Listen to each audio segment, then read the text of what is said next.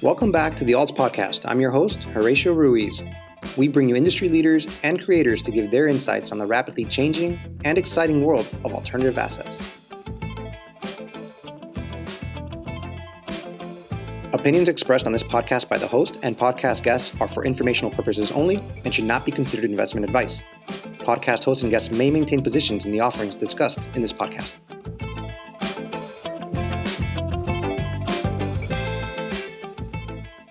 My guest today is Mike Keys, Chief Operating Officer at SCP Auctions. SCP Auctions, based in Southern California, is one of the leading sports memorabilia auction houses in the country. Just a few weeks ago, SCP made headlines when they sold a ripped T206 Honus Wagner for nearly $500,000. Mike joined the company in 2019 and has seen firsthand the rise in sports memorabilia and the rise of new asset classes like Type 1 photographs and ticket stubs. And we discussed the multifaceted role he plays as the COO. I hope you enjoy my conversation with Mike. All right, Mike, thanks for joining us on the Alts Podcast. Really good to have you. I know it's been a busy couple of weeks since you had the big auction, right, with the half a Honus. Yeah, man. Yeah, thanks for having me. Absolutely, it was a blast selling that card and many of the other items that sold in the auction. That just kind of went crazy, and it's been the case the last few years. Auction prices have just been going up, so it was a lot of fun. With this boom in the card industry and sports memorabilia.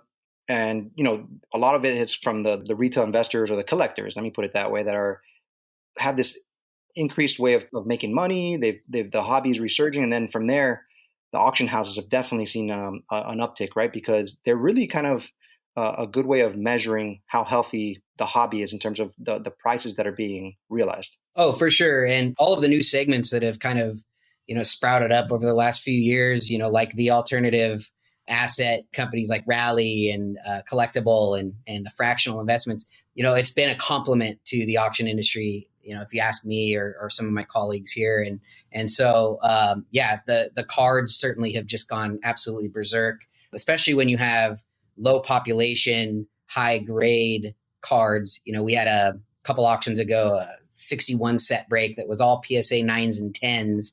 And there was some pops of 1, pops of 2s, and we set a couple dozen records, right? And if you give those cards to pretty much any auction house, they're going to perform that way, right? In the way the market's been the last couple of years. So it's been really exciting for us and for just kind of the hobby in general. And yeah, the market's very healthy. For sure. And you mentioned having certain assets, but if you could talk a little bit about that, the couple of weeks ago, you had the half a Honus Wagner, and it kind of made national headlines, right? Because it was such a unique card that literally the card was ripped in half.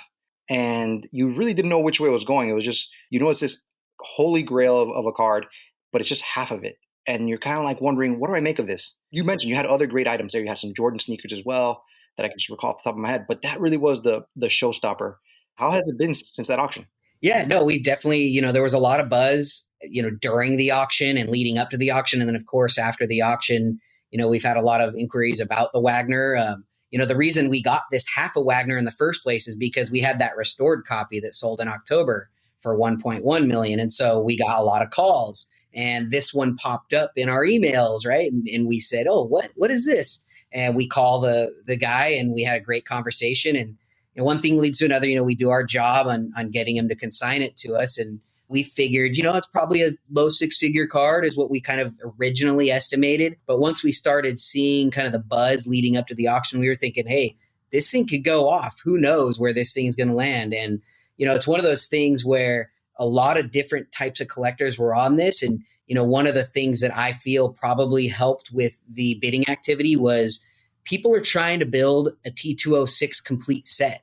And not everyone can get a Honus Wagner to complete that set, right? And this was kind of an opportunity, a golden opportunity to kind of get in on a Wagner that could help complete your set for a relatively low price, right? Compared to other Wagners and the way those have been selling of late. So yeah, it did really well. It performed great. And, I think 475 is a really strong number for a card that's ripped in half. But it was a lot of fun to sell that card, a lot of fun to handle it, and just have it in person. So, yeah. We talk about other items as well. Lot number 9 was a world record for any Ed Matthews card. So, that was awesome. That sold for $161,000. And we did not expect that figure on that card, but here we are. So a lot of other odd items in the auction kind of went crazy too. So we can get into that as well. Yeah. I mean, do you feel like having that headline item really kind of helped bring attention to these other items that are maybe also rare, right? That Ed Matthews, that card was in such great shape that it kind of drove people to kind of, hey, I want that in my collection because there's not that many out there in that condition. Sure. No, and I mean, one had recently sold at a competitors of ours, Ed Matthews, a 52 Ed Matthews in the same grade for about 91,000, I believe. And so we figured, this is probably going to land around there. And so, I think just the way the market's going for rare cards, there's only 2 graded higher. I can't remember the exact pop. I think it's a pop of 14. That's not like a super extremely low pop, but it's still a low pop. They don't pop up every day. The Ed Matthews don't. And, this had really strong eye appeal. So we were very pleased with that result. And, the Wagner, we marketed a heck of a lot, right? But we also marketed the 3 World Series balls from the Braves. We had the Dansby Swanson, we had the Freddie Freeman, and we had the Jorge Soler balls. And those got a ton of press just, in Houston and Atlanta. And so we saw a lot of new activity from there as well. And, who knows? Sometimes people come in, they see those items, and then they start exploring and seeing what else is out there. And, it sparks maybe a new buyer that's going to come into the hobby for the first time, and they realize, oh, wow, what are these? What are these sports cards and these championship rings and these game-worn sneakers, right? Michael Jordan's game-worn shoes, they don't know. And so we certainly, every auction, we have that type of buyer coming in, and it's fun to see the hobby grow. Yeah, for sure. You mentioned that Honus kind of landed in your emails. How do you guys source all these items? Because some of them are just like museum quality stuff. Some of them are really iconic things that I'm looking at, like an Oakland A's batting helmet, Reggie Jackson's. I can see him in the helmet, right, from different like highlights that I saw as a young kid. What's the majority of the times that you get your inventory? There's several different mediums in which we source material. The first and foremost, our owner and president, David Kohler, has been around for 40 years, right? And so we've grown a database here for decades, right? And we've got tens of thousands of buyers in our database and also sellers. And so we can see what people have bought and sold over the years. And that's not an easy way, but it's one of the ways in which we, make contact with some of these people and say, hey, you bought this, 52 mantle, in 2010, it's gone up, how 500x since then. Right.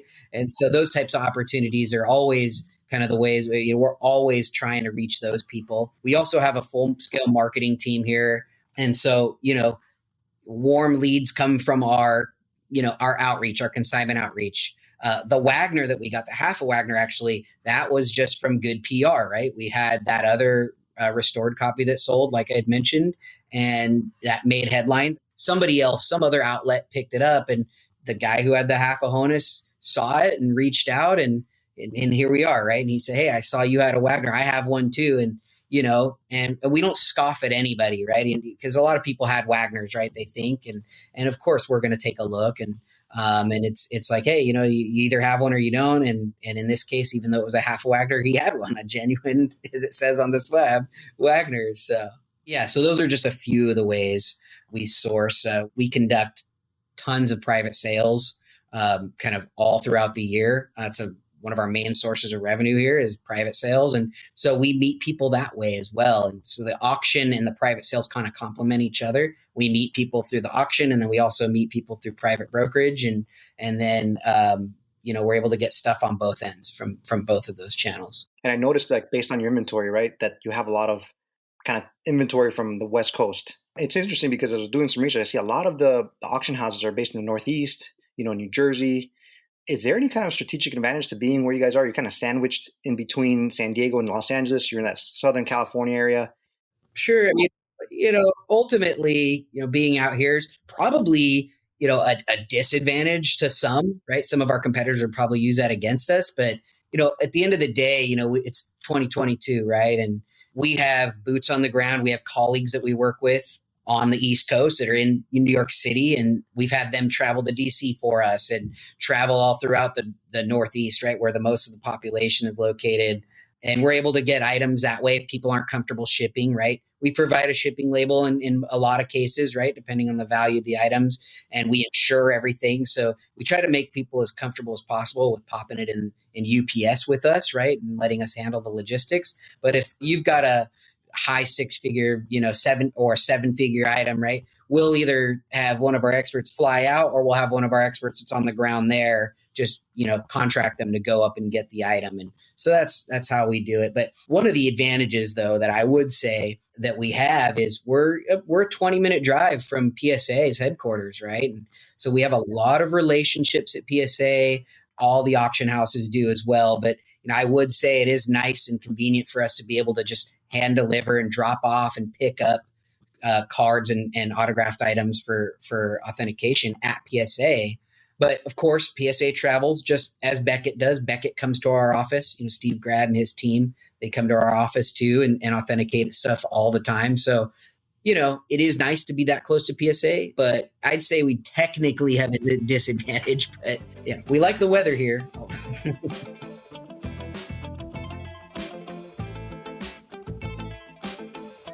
We were talking earlier, you mentioned that you lived in the East Coast, you lived in New York for a couple of years. Do you mind going into that? Like right now, so you're the COO at SCP, and how did you go into that role? And have you always been sort of like a sports fan, or was this something that you kind of like, that you saw yourself taking a role doing something in an auction house? Wow, my journey is interesting. I, luckily the season I'm in now is it's been so fulfilling, and we're so blessed to be in this industry now. But I came into it in 2019. I had been working for a manufacturing and distribution company as a general manager for about 6 years out here in Orange County. Before that, I was in a regional operations role for a tourism company in New York City, as you mentioned.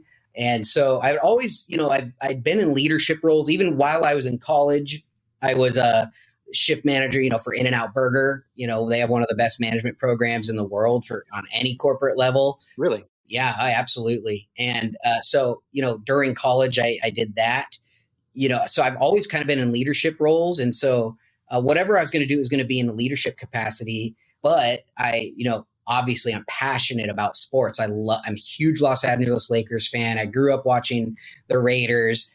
We're Angels and Dodgers, people around here. So my wife's a big Angels fan, so I've kind of adopted the Angels, right? I love Mike Trout and Shohei Ohtani. And my kids, they are like my 3.5-year-old is obsessed with baseball, loves Ohtani. So yeah, sports is a big part of my life. So having the opportunity, seeing the opportunity to get into SCP Auctions, kind of in the sports business in 2019, I took a shot and, I made the basket. I got in, right? And now I'm working with David Kohler, who's one of the most respected folks in the hobby.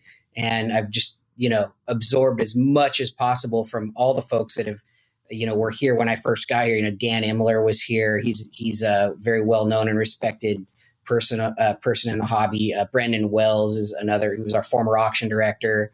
I've just absorbed a ton from these guys and have just grown into this, COO role, which, technically I came in as an operations manager, but, I was kind of, still learning for the first year or so, kind of how everything worked. But from a business standpoint, it was just kind of same old, right? You need IT, you need finance, right? You need to have, manage people, right? And so from that aspect, but getting into the sports memorabilia and cards, that was really a lot of fun to kind of just see where this thing is going, see where the industry's going. And just kind of just get in and while it's hot, right? And just continuing to see it grow has been really fun. It's been a blessing. It's always interesting how, because it sounds to me like you had these leadership roles, but you came in from another industry and your skills were able to translate into, something that's very specific, right? Like a sports auction house. And I'm sure you've done very well. Could you talk about that? Like, was it something where it was a steep learning curve or the foundation that you had, your skills you had, really you felt translated very well? Because SCP could have hired somebody with maybe more sports experience, but they obviously saw that, you had something that they wanted. Sure. I originally filled a need here, right? Which was from purely a business perspective. logistics, finance, operational stuff, right? Kind of the nuts and bolts of any business. So I filled that space that they needed help with, right away.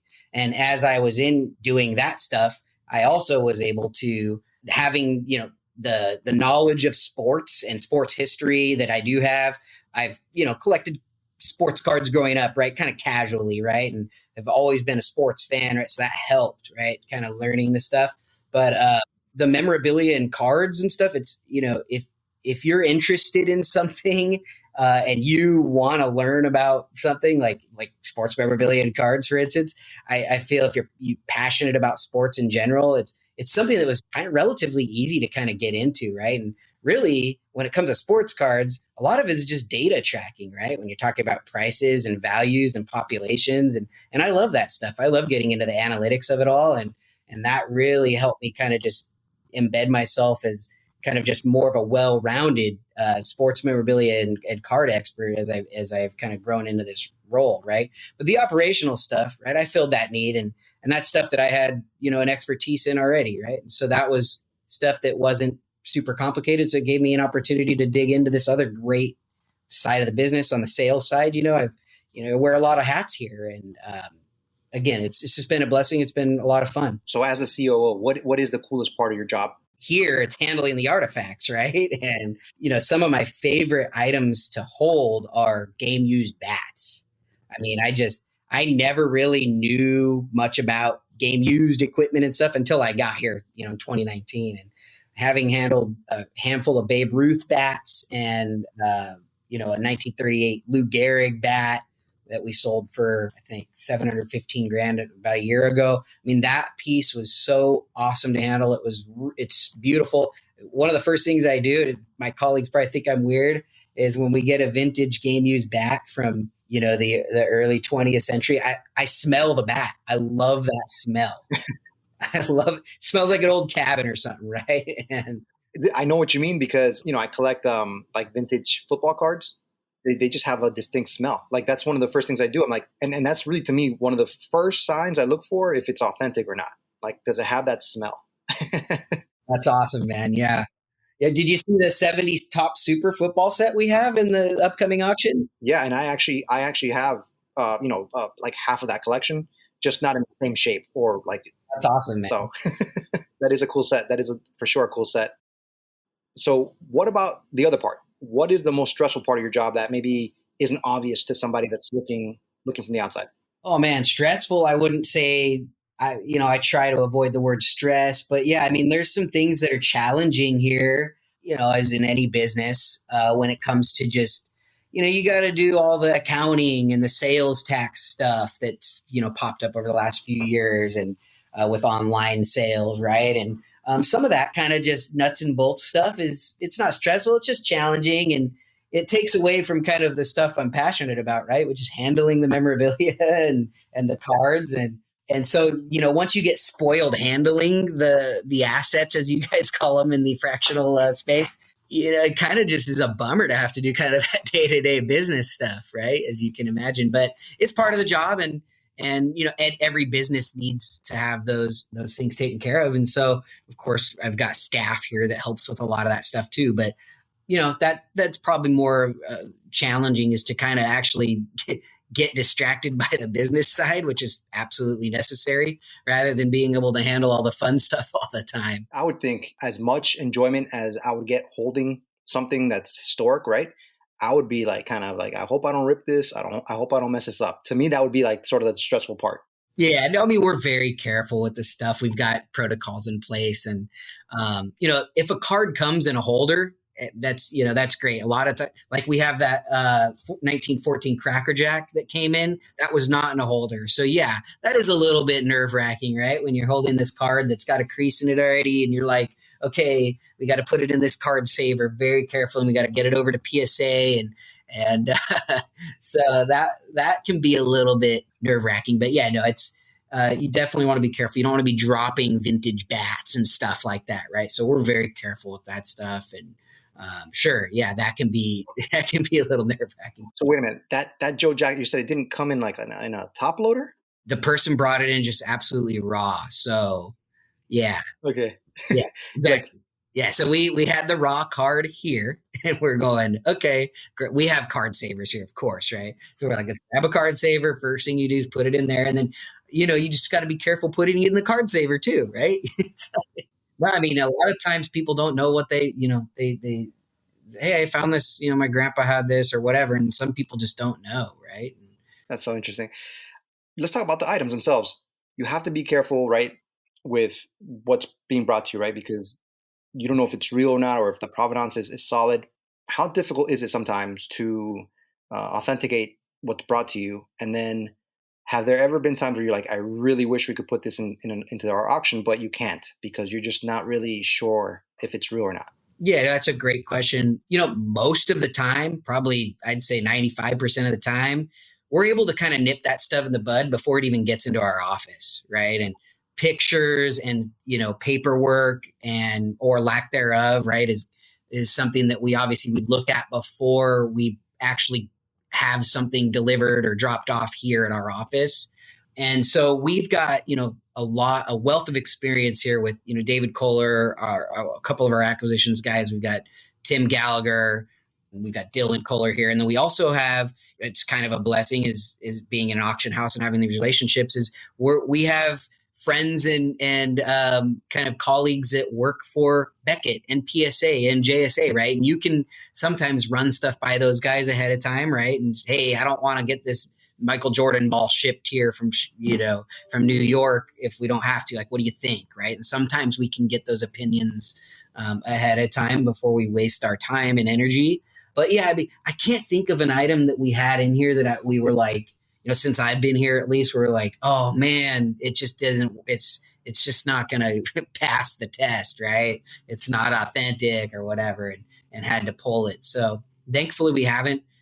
And then when it comes to sports cards, a lot of people bring in, replicas, right, of making 52 tops mantles, right? And you just have to say, no thanks, sorry. We wish it was real too. It's just not. Right. And but yeah, I can't think of a specific item though that was like, oh man, can't run it. Like you said, you guys do before it's even brought in the office. I mean, you guys, make sure you know what you're doing, right? So that makes a lot of sense. Yeah, photos. Sometimes we FaceTime with people if they have larger collections.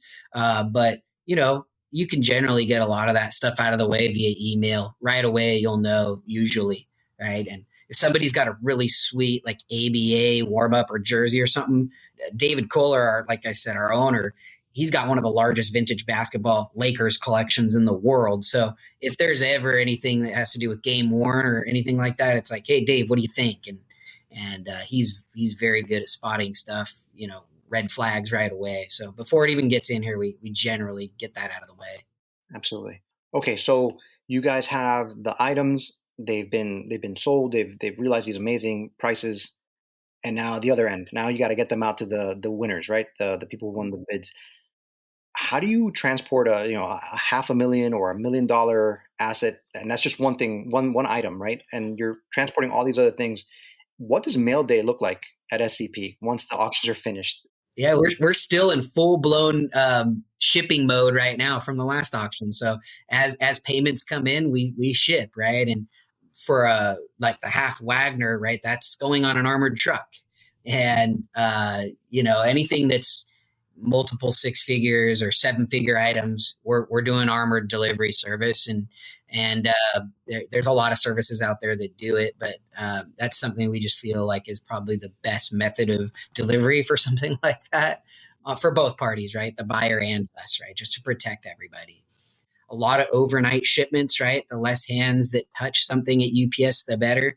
Of course, we fully insure everything, and so yeah, it's hectic, right? We've got a full shipping calendar still through the end of next week from all the invoices that we just had. So yeah, it's very busy. Our shipping managers, this is where he makes his money, right?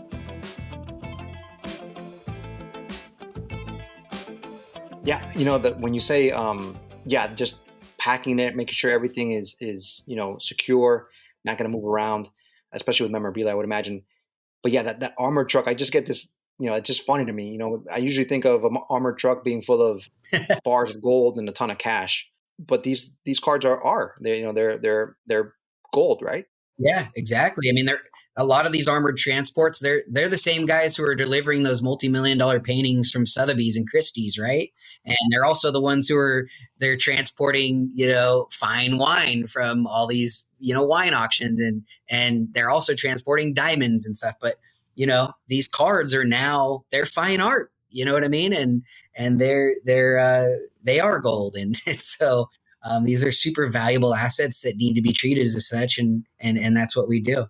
Mike, I'm looking at some of the items that you have for the upcoming auction. Before I do that, I noticed that there's trends, in the hobby right now, and things that are hot right now are like tickets, Type 1 photos, and we talked about before. Game use memorabilia has seen kind of an increase in, say, the last year to 6 months. What do you guys do when you notice that there's this shift, right, in demand, that right now tickets are the thing? How do you adjust your strategy to make sure that you have more of those in your auction? Sure. Well, part of what we do is we look at who's in our database and who owns this stuff because we can look at that. And, we'll do some outreach to them. Sometimes we'll put a marketing campaign together, whether it's email or direct mail, and it'll, specifically point out it's looking for type 1 original photographs, looking for important tickets and fully graded tickets and stubs, right? And so certainly that's how we get some of the stuff. And also the folks who have been collecting this stuff for years, they're paying attention too, and they're seeing that now is a good time to sell, or now is good time to get in on it, right? And the type 1s, we had a ton in our last auction. I don't remember the number of lots, but we had a great reception to all of the type 1 photos we had in, and it was really exciting to watch some of those photos kind of take off. It's still quite unregulated when it comes to type 1s, like versus sports cards, right, with the grades on them and the way the data is collected there. There's not like a pop report, right? And also every single type 1 is, technically it's a one of one, you know what I mean? So that has been really fun. That's actually one of my favorite categories, original photographs. And since PSA has been slabbing them, I mean, they just look so much better in those holders. And it's been really fun to handle those and watch that segment grow over the last year and a half.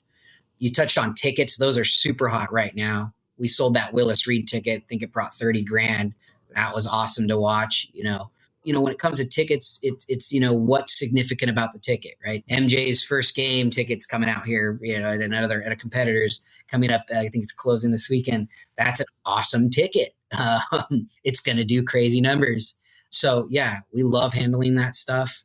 When it comes to game used, PSA recently started doing that pop report on some of the Hall of Famers and stuff on their database. And that has really helped and encouraged a lot of activity on the game used bat side. And so we've seen some crazy numbers. We've sold some bats privately for high 6 figures.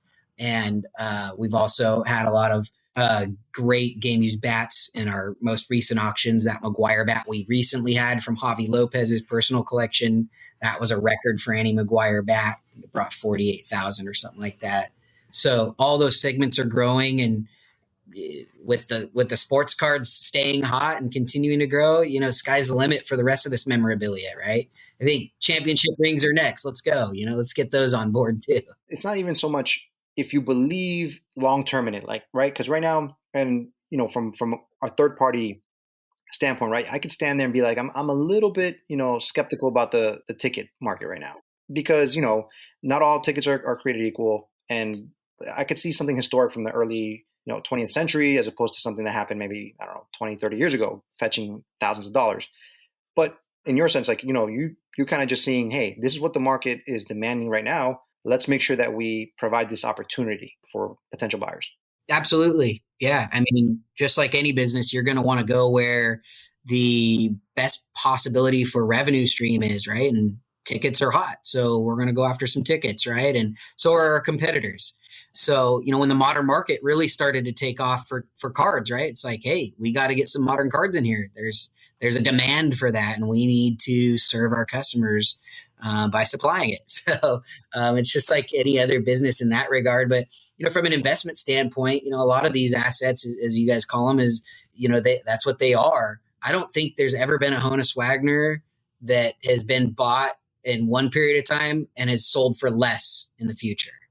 So that's a crazy stat that I've heard, and I'm pretty sure it's legit. I just got to look at VCP on that, but yeah, it's crazy when you see some of those trends. And sports cards have outperformed the S&P 500 by I don't know how much, but several 100% over the last 30, 40 years. So, and I think memorabilia, I really do believe that memorabilia is going to catch up too, and maybe not to the crazy levels that some of these cards are, but certainly when it comes to rarity and population and also just tangibility, when you're talking about like a game worn Jackie Robinson jersey or something, right? There's not very many of those out there. And the opportunity to own that type of, asset is, it's very rare. And in my opinion, it's important to have those in the right hands. So, certainly you have guys who are in the business of straight being dealers and flipping stuff and trying to treat it like the, day trading, but there's also these long-term investment minded folks and also just pure hobbyists, pure collectors. We have a lot of those people that are still out there, right? They want something so bad they don't care what the price is, right? They're a collector and that's what they want. And so, yeah, it keeps everything kind of fresh and healthy overall. Yeah, I mean, I can only imagine you said, having a Jackie Robinson jersey, right, hanging up on your wall. And that's something that, you probably would only be able to see, I don't know, with a behind the scenes tour of Cooperstown, right? Their museum there. So it's just, you're owning, like you said, you mentioned this before, a piece of American history. And with that in mind, like, is there anything that you mentioned game used bats before? You're holding a Garrick bat, you're holding a Ruth bat. Any other assets that have kind of, you see this in person where you're like, this is really, really even better in person than, when you're just reading about it? Well, certainly. I mean, I mentioned championship rings a second ago, but, when we get those in, they're just shiny objects, man. They're beautiful. And no picture does a championship ring justice, in my opinion. And you see these diamonds kind of just flashing around in front of you, and we've got our loops, right? And we're looking at the diamonds and all the nooks and crannies of these things. I mean, they're so intricate and well designed, and especially like some of these newer rings. That Blackhawks ring we just sold for 78 grand. I mean, that thing is a shiny object. It is beautiful. There's so many diamonds on it. It's so sparkly, right? And so, I mean, of course, the game used stuff for me, like those things have an aura, right? That like holding a Garrick bat has an aura. It's like, this thing is special. And the championship ring has a different kind of feel, right? It's like, wow, this is shiny and beautiful, and it's bling, right? And it's fun to look at, and but there's different elements to everything we handle. But yeah, I'd say that. When you talk about championship rings, they've been getting bigger. The new champion just wants to outdo the previous one. They're like, oh, you got 20 diamonds, we'll put in 25. Last question, you're talking about this upcoming auction that you guys have, the spring auction. You're coming off your successful winter auction. What are the highlights? We talked a little bit before about the 1970 Topps football set. We talked about the Cracker Jack. Any other big items that you're really excited to see going up? So far, we haven't really had like a huge blue chip item come through the door yet, but it'll come, and we're working on that. It's going to happen, right? Like it always does. But we have another PSA 10 McGuire bat that's got a LaRussa LOA also, but having that PSA 10 on there is special, right? So we'll see how that one performs versus the Javi Lopez one from a couple auctions ago. Certainly that Cracker Jack Joe Jackson. Let's see what happens with that. Those are rare. Those don't pop up every day. It's got great eye appeal too for a PSA 1.5. So, we'll see what happens with that. We've got another 51 Parkhurst Gordie Howe rookie in a 6. That's probably a $15,000, $20,000 card. We're excited about that. And we've also had kind of just like a nice influx of championship rings already come in. 2012 San Francisco Giants, 2000 New York football Giants, got its 2016 Cleveland Indians AL championship ring, and a 98 Yankees ring. So, we're already getting kind of an influx of some pretty decent stuff, right? We're looking for obviously that 6-figure, 7-figure stuff. And that's going to come. We're working on that constantly. And we've also got a couple of type 1s in already. So I expect to see a lot more coming in soon. But my favorite type 1 we have right now that's going to be in the sale, it's 1921 Babe Ruth. And he's wearing a basketball uniform with the knee pads and everything. And it's a Worldwide Photos PSA type 1. Really cool piece, right? Unique. Babe Ruth in a basketball uniform. Awesome. And it's early Ruth too. It's like 1921. That is so cool. It's kind of in the between Red Sox and Yankees phase, right? And it's just I really like that image of him, and I kind of like the format too. It's kind of a more of like a vertically shot photo. So it'll be fun to see what happens with that. It's not probably it's not like a 6-figure item, but it's just a cool, unique, rare piece, right? So those are fun to handle as well. Yeah, those photos are like, it takes you back to a different time, right? When you would actually go to the store and drop off your film to develop it, and you got back like the photos from your family vacation. Those were priceless, Yeah, absolutely. And now everything's online. Yeah. And back to the tickets, they don't make tickets anymore, right? And so that's another reason why that market, I think, is going to continue to stay hot and gain more traction. There aren't printed tickets anymore. They just don't exist anymore, right? And so there is a finite amount out there of sports tickets and stubs from historic events, and those historic events that are happening now, right? Like there won't be tickets produced for them, sadly. So yeah, don't even get me started on that. We can go down that road another time. But like it or not, I think NFTs are here to stay. And there's obviously some demand there. So yeah, no tickets. You'll have NFTs now, right? Everybody at the Super Bowl got an NFT. Last question, and thanks so much for your time, Mike. You can actually request a catalog to see what's going to be coming up in an auction, or is that just you've kind of kept that name? You're talking about our print catalogs? Yeah. Absolutely. Yeah, we have a very large mailing list that continues to stay fresh. So generally, if you've won something with us within the last 3 years, you're getting one. And then also we've got just kind of legacy people that are in our database that they always get one. And certainly people are always requesting to be added to our list. And there are some guys who are like, hey, I'm trying to save the environment. I don't want one anymore and I don't need one. We're all online. And so we take them off our list. But yeah, we're always adding to that list. So if you want one, email us at info@scpauctions.com. We'll get you a catalog. Get your catalog. Nice. Well, thanks so much, Mike. Really great to talk to you. I know, we've been in touch with you guys and doing some amazing things. And hopefully we get another big thing like that, half a Honus. I mean, that was so interesting and just fun, right? It makes the industry a little bit more fun. Absolutely. Yeah. We want one of those items too. Believe me. Thanks, Horacio. I appreciate your time, man. And for having me on. Absolutely. Have a great afternoon, Mike. And we'll keep in touch. All right. Take care. It was a pleasure speaking with Mike and getting a behind-the-scenes look at an auction house like SCP. It's amazing to hear how working around sports artifacts never gets old and in fact can deter from getting the more mundane parts of the job done. But SCP, which was established in 1979, has always been able to meet the demands of the market and look forward to bringing more amazing items at auction. If you enjoyed today's podcast, let others know about it. We find our guests so interesting and knowledgeable, and I know others will too. Or leave a review or hit the follow button.